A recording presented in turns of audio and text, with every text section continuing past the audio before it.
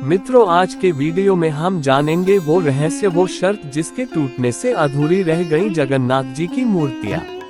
ओडिशा के पुरी में हर साल निकलने वाली रथ यात्रा जितनी प्रसिद्ध है, उससे भी कहीं अधिक रोचक है यहाँ श्री मंदिर का इतिहास और उसमें भगवान जगन्नाथ के विराजने की कथा।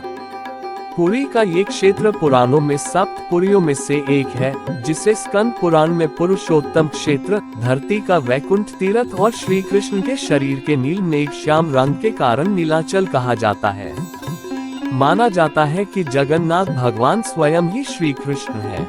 पुरी के जगन्नाथ धाम में श्री कृष्ण भगवान नीलमाधव के नाम से विराजमान है।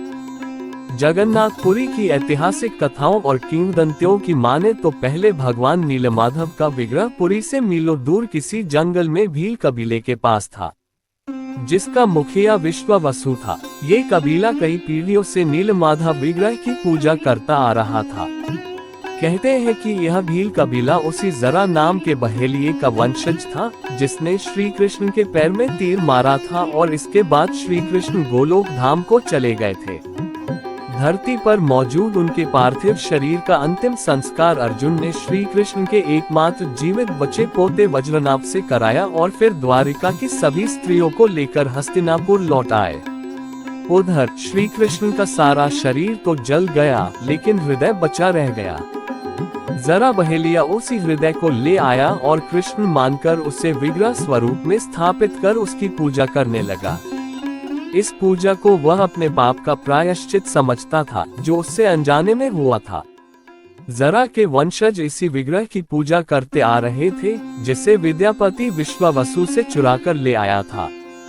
पुरी के श्री मंदिर में विग्रह की स्थापना की तैयारियां हो रही थी। राजा ने सोचा कि सभी लोगों को नीलमाधव के दर्शन होने चाहिए, इसलिए उसने स्थापना से पहले लोगों में मुनादी करवा दी कि वह भगवान नीलमाधव के दर्शन कर ले। सारा नगर उमड़ आया, लेकिन नीलमाधव का नीला प्रकाश इतना तेज था कि कोई उसे थोड़ा सा भी देख न सका। राजा बहुत दुखी हुआ कि अगर मंदिर में विग्रह की स्थापना कर भी दी, तब भी कोई इसके दर्शन नहीं कर पाएगा। अब वह एक बार फिर भगवान की शरण में था कि वह उसे कोई मार्ग दिखाए। तब इस बार भगवान नीलमाधव ने उन्हें खुद स्वप्न में दर्शन दिए और कहा, इस मंदिर में मेरी अलौकिक प्रतिमा की स्थापना करो। कल सागर तट पर तुम्हें एक लकड़ी का कुंदा बहता मिलेगा, उसे ले आना, इसी से मेरा मंदिर विग्रह बनेगा। राजा अपने परिवार के साथ समुद्र तट पर पहुंचा तो उसे वहां एक लकड़ी का बड़ा कुंड तट पर तैरता मिला। राजा ने सैनिकों को उसे खींच लाने का आदेश दिया, लेकिन कुंदा अपनी जगह से हिला भी नहीं। राज परिवार ने भी प्रयास किया, लेकिन सब असफल। तब राजा ने हनुमान जी को याद किया और उनसे कुंदा ले चलने की प्रार्थना की।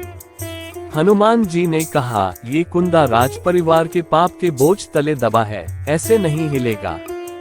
पहले अपने पाप का प्रायश्चित करो। राजा बहुत सोचने विचारने लगा कि आखिर ऐसा क्या पाप हो गया जो कि मंदिर निर्माण में बाधा बन रहा है। लेकिन हनुमान जी की बात छोटे भाई विद्यापति की समझ में आ गई। वह इस विग्रह को चोरी से लाया था, उससे भी बड़ा विश्वासघात उसने पत्नी से किया था। उसने राजा से सारा सच बताया। राजा ने उससे कहा कि यह तो वाकई पाप है। अगर इस तरह श्री मंदिर बन भी जाता तब हम इसके पुण्य के भागी नहीं थे। उन्होंने विद्यापति से जल्दी ही भील कबीले की ओर ले चलने के लिए कहा और कहा कि विश्वावसु से मैं खुद क्षमा याचना करूंगा और तुम्हारी पत्नी को राजपरिवार की बहू के रूप में स्वीकार कर सम्मान के साथ लेकर आऊंगा। ये सुनकर विद्यापति के हृदय का भार हल्का हुआ और वह सभी उसी भील कबीले में पहुंचा। राजा ने विश्वावसु को समझाया और पुरी के मंदिर के रूप में अपने सपने की सारी कथा सुनाई। तब विश्वावसु ने कहा कि हमने अपने पूर्वजों से हमेशा ही सुना है कि यह विग्रह धरोहर के रूप में ही हमारे पास है। सही समय पर यह विश्व के सामने प्रकट हो जाएगा, इसलिए ही हम इसे आज तक छिपा कर रखते आए थे। लेकिन नीलमाधव की इच्छा के विरुद्ध कोई नहीं जा सकता है। इस तरह विश्वावसु ने विद्यापति को क्षमा कर दिया और उनके साथ पुरी आ गया। ललिता भी राजपरिवार की बहू बनी और समय के साथ उसने एक पुत्र को जन्म दिया। अब राजा इंद्रद्युम्न, विद्यापति और विश्वावसु समुद्र तट पर पहुँचे। इस बार इन तीनों ने मिलकर जय हनुमान कहते हुए जैसे ही लकड़ी का कुंदा उठाया तो वह भारहीन होकर उठाया। इसी लकड़ी के कुंदे से भगवान जगन्नाथ जी यानी श्री कृष्ण, उनके भाई बलराम और बहन सुभद्रा के साथ ही सुदर्शन चक्र की मूर्ति बनी। प्रतिमाओं का बनना भी कोई आसान नहीं था, इनके निर्माण की कथा तो और भी दिव्य है। जब राजा लकड़ी के कुंडे को उठवाकर महल ले आया तो इसके बाद प्रतिमा निर्माण के लिए देश भर से कुशल कारीगर बुलाए गए, लेकिन कोई भी प्रतिमा निर्माण की प्रतिभा नहीं दिखा सका। कुछ ने कहा कि यह कुंदा बहुत मोटा है, इससे आकार में उभार नहीं आएगा। कुछ ने कहा कि वह सिर्फ पत्थर की कलाकारी जानते हैं, काष्ठ की बारीकियां नहीं। कुछ ने कोशिश भी की, लेकिन उनकी हथौड़ियां इस कुंडे पर जरा भी नहीं चल पाईं। राज परिवार में एक बार फिर सन्नाटा छा गया। प्रतिमाएं कैसे बने, ये बड़ा सवाल था। इसी सोच विचार और परीक्षण में कुछ दिन बीत गए। एक दिन सूर्यास्त से ठीक पहले एक वृद्ध राजदरबार में पहुंचा। झुकी कमर, हाथ में लाठी, चेहरे पर झुर्रियां, सफेद दाढ़ी और कंधे पर एक झोला गठरी जिसमें से आरी बाहर झांक रही थी। इससे ये तो साफ पता चल रहा था कि यह बूढ़ा कोई काष्ठ का शिल्पकार है। पूछने पर उसने राजा को अपना परिचय दिया, शिल्पकार के रूप में दिया और कहा कि मैंने बहुत सी काठ की आकृतियां बनाई हैं, लेकिन अब बस आखिरी बार भगवान की भी मूर्ति बना लूं तो मुझे मोक्ष मिल जाए। उसने राजा से जगन्नाथ जी की प्रतिमाएं बनाने की इच्छा जाहिर की।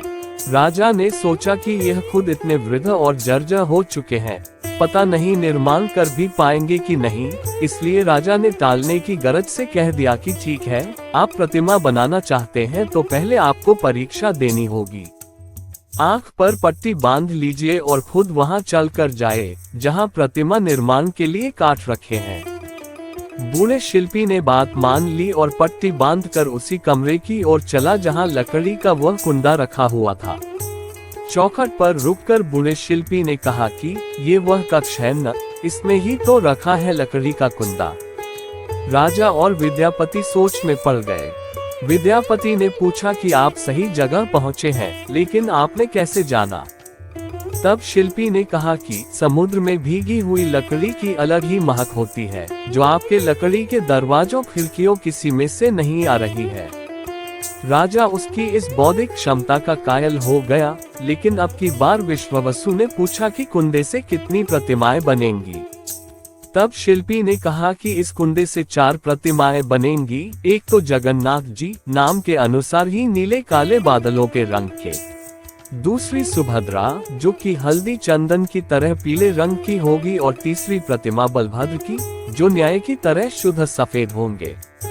इसके अलावा चौथा सुदर्शन चक्र, जो कि प्रभु का अस्त्र, उनकी शोभा और कालचक्र का प्रतीक भी बनेगा। ये सुनकर राजा बहुत खुश हुआ और उसने उस शिल्पी को प्रतिमा बनाने की आज्ञा दे दी।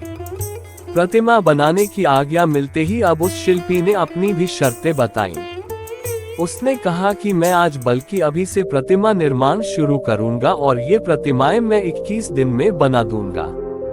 मेरी शर्त यह है कि इस 21 दिन की अवधि के दौरान ये निर्माण कक्ष पूरी तरह बंद रहेगा, कोई भी जरा भी विघ्न नहीं डालेगा।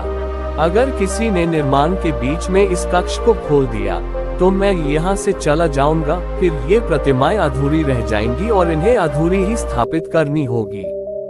राजा पहले ही शिल्पी की दिव्यता से प्रभावित था, इसलिए उसने ये सारी शर्तें मान ली। प्रतिमा का निर्माण कार्य शुरू हो गया। कक्ष बंद था, लेकिन उसमें से दिन रात छेनी चलने, हथौड़े पीटने की आवाज आती थी। वृद्ध शिल्पी बिना कुछ खाए पिए लगातार काम कर रहा था। इधर रानी गुंडिचा उस वृद्ध के लिए सोच सोचकर परेशान होती थी कि यह इतने बुजुर्ग हैं, 10 दिन से कुछ नहीं खाया, कहीं उन्हें कुछ हो न जाए। उनका मन शंकाओं से घिर जाता था, लेकिन फिर वह खुद को किसी तरह रोक लेती थी। इस तरह 15 दिन बीत गए। एक रात अचानक आवाज आनी बंद हो गई।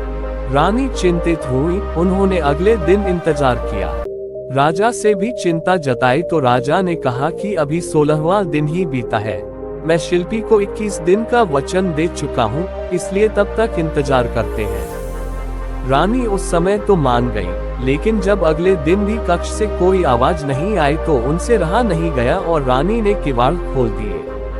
अब जब उन्होंने अंदर देखा तो वहाँ कोई नहीं था, थी तो सिर्फ जगन्नाथ, सुभद्रा और बलभद्र की अधूरी बनी मूर्तियां। इस अधूरेपन की जो दिव्यता थी, रानी उसे देखकर चकित हो गई। राजा ने भी उन्हें देखा तो वह सम्मोहित हो उठा। फिर उसे शिल्पकार की शर्त याद आई कि अगर 21 दिन के पहले द्वार खुला तो इन्हीं अधूरी मूर्तियों को स्थापित करना होगा। राजा ने इसे प्रभु की इच्छा मानकर उन्हें श्री मंदिर में स्थापित कर दिया। कहते हैं कि मूर्तियों का निर्माण करने वाले वृद्ध शिल्पकार कोई और नहीं, देवशिल्पी विश्वकर्मा थे। उन्होंने ही भगवान की आज्ञा पर इन प्रतिमाओं का निर्माण किया था और उनकी इच्छा के अनुसार ही उन अधूरी मूर्तियों को बनाया था। ये बिल्कुल वैसा ही स्वरूप था जैसा कि द्वापर में नारद मुनि ने देखा था।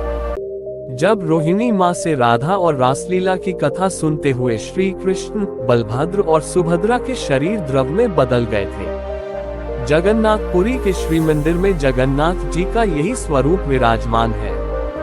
प्यारे दर्शकों, इस वीडियो के अंत तक बने रहने के लिए आपका बहुत बहुत धन्यवाद। अगर आपको यह वीडियो पसंद आए है तो कृपया हमारे चैनल को लाइक करिए, सब्सक्राइब करिए और बेल आइकन बटन जरूर दबाएं। धन्यवाद। जय जगन्नाथ।